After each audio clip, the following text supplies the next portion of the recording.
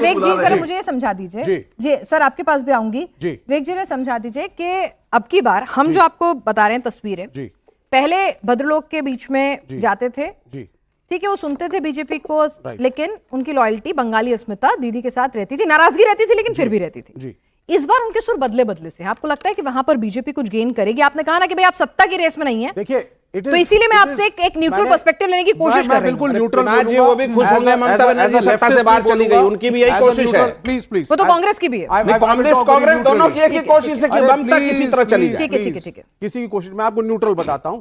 हर राज्य का अपना एक कल्चर है। जब ये मुल्क आजाद हुआ था और राज्य हमने बनाने थे तो हमारे पास दो विकल्प थे। एक था आबादी के हिसाब से स्क्वायर्स काट के आप राज्य बनाएं, लेकिन हमारे फाउंडिंग फादर्स ने कहा कि कल्चर को, लैंग्वेज को, फूड को, संस्कृति को प्रिजर्व करने के लिए आपने गुजरात, बंगाल, तमिलनाडु, इस हिसाब से आपने राज्यों को बनाया। तो हर राज्य का अपना कल्चर है, खान पीन है, अपने तरीके से पूजा पाठ है, संस्कृति है। Please keep quiet. तो बीजेपी जो है, बीजेपी का ये ऑब्जेक्शन है, प्लीज कीप क्वाइट। बीजेपी का ये ऑब्जेक्शन है, आप आगे माचर जॉल खाइए, पहले आप आगे माचर जॉल खाइए, फिर मुझसे बात करिए। कैसे बने हमें पता है सर, बताइए ना, भद्रलोक में क्या बीजेपी सेंधमारी करने में कामयाब होती दिख रही है आपको? सुनिए मैडम, आरएसएस और बीजेपी चाहते थे कि हर राज्य के अंदर जो चाहते थे कामयाब हुए कि नहीं, मैं पूछ रही हूं। I am coming to Bhadralok. Bhadralok ये नहीं चाहता।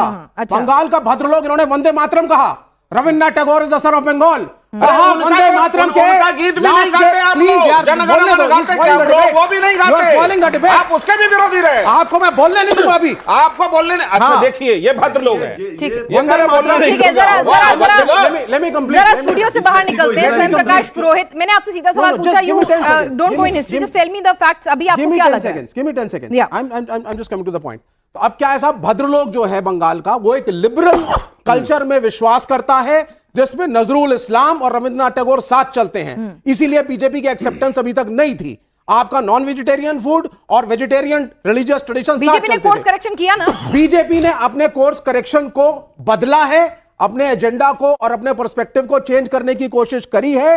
लेकिन आई डू नॉट थिंक कि बाहर से आकर के नरेंद्र मोदी अगर वहां जाके झालमुड़ी खा करके एक इंप्रेशन की को बनाने की कोशिश, इसके लिए इनको अपने कैडर में बदलाव लाना बीजेपी का कोर्स करेक्शन काम नहीं आ रहा है, नहीं करेगा। RSS has to change the ideology. ठीक है ठीक है ठीक है, ये हमारे पास स्वयं प्रकाश पुरोहित जी भी टीएमसी से इस वक्त जुड़े हुए हैं। स्वयं प्रकाश पुरोहित जी, कुछ डेटा मैं आपके सामने रख देती हूँ, ठीक है?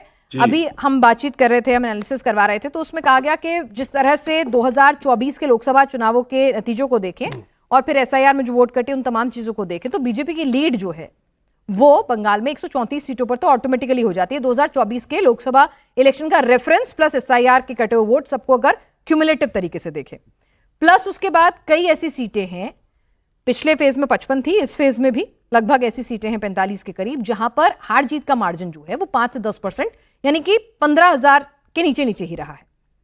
तो क्या बीजेपी अगर पूरी मेहनत करती है तो वाकई में आप लोगों के लिए टेंशन का सबब हो सकता है सेकेंड फेज? देखिए, चुनाव के अंदर में भागदौड़ सभी पार्टियों को करना पड़ता है। किसी की 0 सीट आती है उसको भी करना है, और हमारी 215 सीट आई है तो हम उसको मेंटेन करने के लिए, चौथी बार सरकार बनाने के लिए, आपने देखा होगा कि हमने जब टिकटों का आवंटन किया था तो हमने 74 के आसपास एमएलए, सिटिंग एमएलए की सीटें नहीं दी, उन्हें नए लोगों को मौका दिया, महिलाओं को मौका दिया गया।